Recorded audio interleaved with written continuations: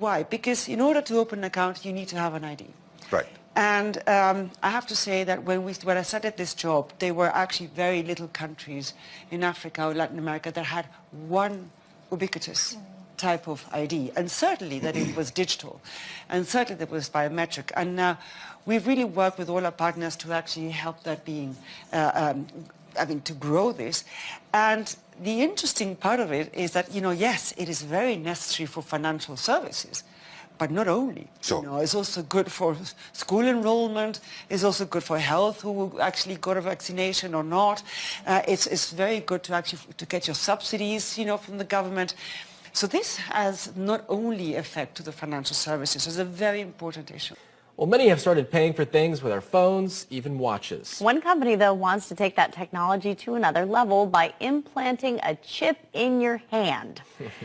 So, the overseas company Walletmore is selling the microchip in parts of Europe. It's about the size of a grain of rice, goes under the skin. It's then activated using a digital wallet app. The chip is going for about $300, and the company says at least 200 people have gotten them implanted already. I would have many questions for a doctor about that. Yeah, how healthy Didn't look is very that micro, did it? No. It was pretty big. It was a pretty big chip. I mean, a paper cut hurts. You're going to put a thing like that, in what your happens hand. if you have to change banks? You got to get that Right, thing you got to and put change it back out. in. I don't know. I ain't interested in it. Keep it away from me. I would just want to know how it affects your body. Yeah, it can't be good. It can't be good to put some electronic device in your body and keep it there. Ooh-wee. Good luck with that. This is Proverbs 26 and 25. When he speaketh fair, believe him not, for there are 7 abominations in his heart. Shalom, Kahala Yahweh Ba'Shem Yahshai, Ba'Shem Ruch HaKodesh. Double honors my teachers, the apostles and elders of Great Millstone. Peace and mercy to the elect, with the house of David reborn again in this generation. And shalom to the 130 Yasharallah, who today are known as the Negroes, Latinos, and Native Americans, who before losing our true heritage, we were known as, and still are, the true Hebrew Israelites of the Holy Bible. In today's lesson, we're going to go through a quick one and just cover the mark of the beast, since I haven't talked about it in a couple of days. But as you've seen in the first video, that was the Queen of Netherlands discussing the necessity to have a digital ID. Now, as she said, it's going to be used for everything from banking to schooling to seeing who has faxes and all these things, right? These devils are going to move everything into the digital realm. They're going to digitize everything, right? Assets, contracts, services, all these things are all going to be online now. And for you to interact with it, just like you currently interact with the world that Esau set up, you have to interact with it using your legal personhood, right? This is your name on your, or for example, this would be the legal identity of yourself that you can see on your driver's license. If you were to look at your driver's license or any bank account statement or any bill or anything that you have that's an official service, you're going to notice that your name is in all capitalized letters. Well, that's the thing. This is not your name. That is your person, okay? Your person, it's a legal fiction or it's a legal corporation. And in the past, or currently, in the past, up until currently, this is how we interact with Esau's system. Is we got to use this legal person to open a bank account, make a payment, pay taxes, and all these different things, right, that we have to do with our government ID. Well, as you just heard the Queen of Netherlands say, this is going to be something that's required, a digital ID. And that digital ID is going to be the next step in the personhood identification system. But like what we've seen in the video, the second video about Walletmore, the brothers have already been reporting on Walletmore, showing that they're one of the main companies bringing out these RFID implantable chips, which are the mark of the beast. Well, Walletmore, they want to take this digital ID that the Queen of Netherlands was talking about, and they want to put it in a chip that gets implanted into your hand, right? And what is that? Well, that's this. This is Revelations 13 and 16. And he causeth all, both small and great, rich and poor, free and bond, to receive a mark in their right hand or in their foreheads, and that no man might buy or sell, save he that had the mark, or the name of the beast, or the number of his name. Here is wisdom. Let him that hath understanding count the number of the beast, for it is the number of a man, and his number is 666. That's 666, right? Referring to the physical cardinal Edomites, okay? Now, these Edomites, what they're going to do with this RFID implantable chip is they're going to bring it out very slowly, right? They've been pushing it on society since the 90s, putting it in TV shows, right? You've seen it in movies. When people go to like some secured place, they have to get a microchip, right, to enter, right? Now you're starting to see these chips being used in everyday life in other countries, namely over in Sweden, right, where you have people who are doing chipping parties where they're literally, bringing people to get microchipped, and they're basically installing these themselves. Now, those chips that are being installed by themselves, those aren't the mark of the beast, but they're the same technology and system which the mark of the beast is going to use. You see, right now they're just RFID implantable chips, and first of all, it's against the law because you're not supposed to make any cuttings in your flesh, right, or make any markings in your flesh. So that right there goes off the bat. But even if you were to take one of these RFID chips right now, just from, let's say you get it yourself and put it inside you, or if you go to one of these piercing places and you get one of these chips, that itself isn't the mark of the beast. What the mark of the beast is going to be an implantable RFID chip, but something that's going to be issued by Esau's governmental system, right? Not just here in the United States, but all around the world. When the government is out there officially implanting these chips that will hold your ID and your money and all these systems which we use right now to interact with our world, that is the mark of the beast, okay? And right now these devils, they're simply letting people get used to this, right? By showing the chip lady and all these things online, and it's fucking cringy as hell, but they're trying to show people how cool it is and how revolutionary it's gonna be. Like, oh wow, you don't have to carry your keys or your credit cards, like stupid bullshit like that. But the thing is a lot of our people are going to fall for the propaganda, and not only that, but a lot of our people are going to fall for the government mandates, because just like they tried with those snake bites, right? They mandated them. It wasn't a law, it was a mandate. A lot of people fell for it because they don't know any better. They don't know the differences between a law and a mandate. Okay? And the thing is because of that, people are just going to fall right in line with the beast's agenda, which is to be microchipped, and hence they're going to claim your soul.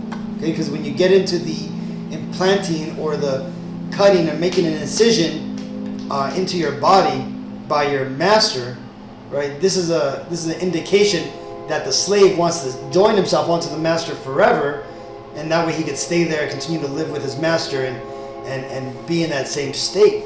Now this ultimately is what Esau is going to try to do, right? This is why it's more than just physically getting that chip, but it's the spiritual implications behind it, which is what's going to cause you to be damned. All right? This is Isaiah 10:1.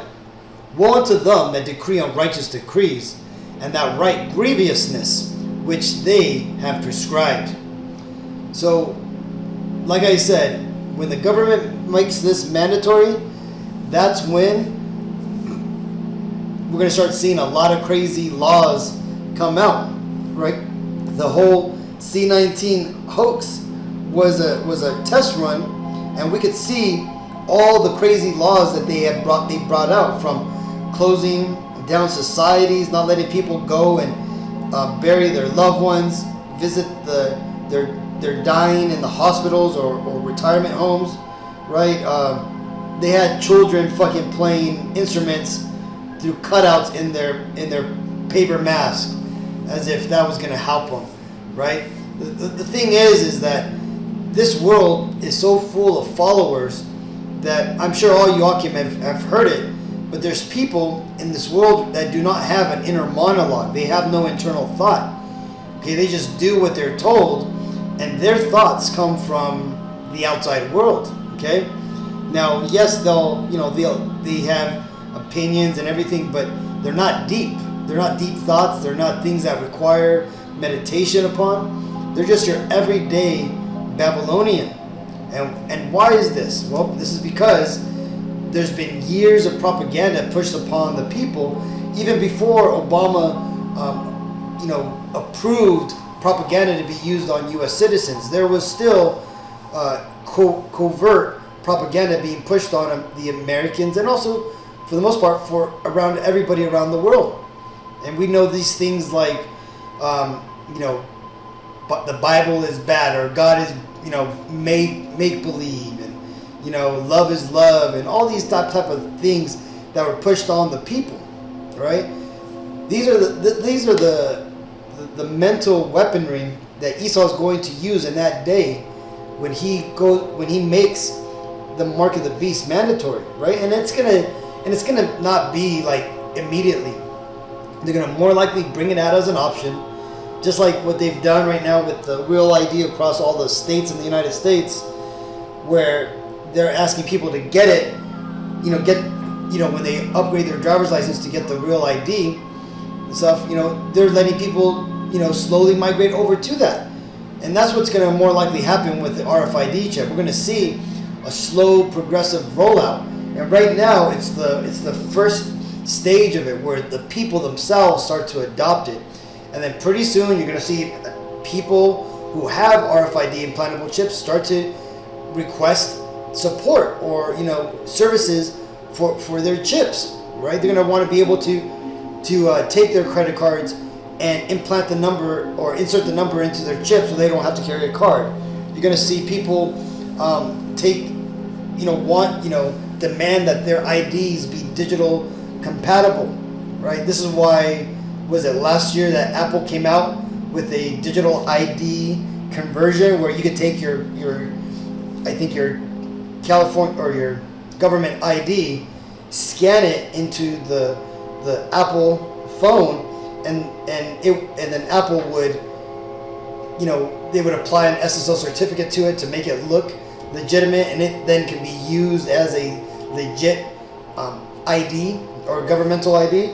See, these are the things that these devils are going to do. They're going to bring this out, roll it out slowly, little by little, okay? And what they're going to eventually do is they're going to decree unrighteous decrees. And it's going to be up to you to decide, where does your faith and fear lie more? Are you more afraid of Esau than the Lord? And do you have more faith in Esau, or do you have more faith in the Lord? Right? Because what we're going to have to do, Akim, when that comes out, is you're going to have to just resist, ignore, do not comply, right? And then ultimately just trust in the Lord that He's going to get us through this. This is Job 20 and 27. The heavens shall reveal his iniquity, and the earth shall rise up against him. Verse 28. The increase of his house shall depart, and his goods shall flow away in the day of his wrath. This is the portion of a wicked man from God, and the heritage appointed unto him by God. So you see, though these Edomites, which when I say Edomites, I'm talking about the so-called Caucasian race, because that's their biblical identity. They've been permitted to gain everything that they have now, from all the continents that they rule over, to the militaries that they command, to the power that they have over all the people in the world. Their riches, their houses, You know, everything, their legacy, well, which is going to, for the most part, be all burnt up. All these things these Edomites have been permitted to do by the Lord because of their forefather Esau, who was given a spiritual blessing from our forefather Isaac, right? That Esau would live off the fatness of the earth, and that he would rule, he would live by his sword, right? And that's ultimately what these devils have done. They are now the last nation on the face of the earth to be in rulership before the true world order is established, when the second coming of the Messiah happens, and he ultimately takes down all these other nations of the world and rule, and then stays and rules upon the face of the earth along with the Israelites. This is the legacy that these Edomites are ultimately going to have, is that they are going to be the last empire to be in rulership, and that they had the world in subjection under wickedness, and that they ultimately tried to microchip the entire population to gain back their blessing. But that ain't going to happen, as we just read, right?